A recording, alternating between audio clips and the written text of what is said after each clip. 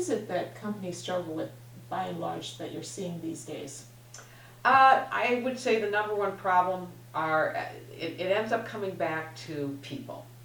You know, the symptoms may be situations like we're not making enough money, or we have a problem in operations, or our processes and procedures aren't efficient. But when you start to peel back the onions, again, our facilitated technique in drawing out the solutions, first we have to get down to the root cause. Most often, probably 90% of the time, the root cause goes back to people and communication. Okay, and with people, my guess is that part of it is getting them to play together nicely, right? Right. And how do you do that? Right. Well, you're talking about culture.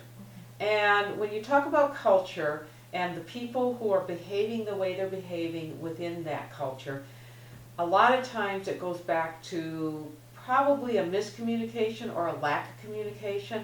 There's a lot that's going on in the heads of entrepreneurs. There's a lot that's going on in the heads of leadership. They're busy, and a lot of times they just forget to communicate. The most important thing to communicate, first off, is their core values. If you're having behavioral problems, or people disengaging, or people not having the work ethic that you want them to have, it probably goes back to communicating your core values to them in such a way that they understand what's expected.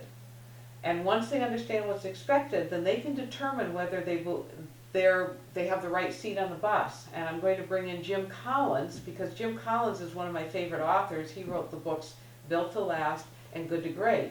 And his premise is you start with people. You don't start with strategy, you don't start with implementation, you start with your people. You find your A players for every position on your bus.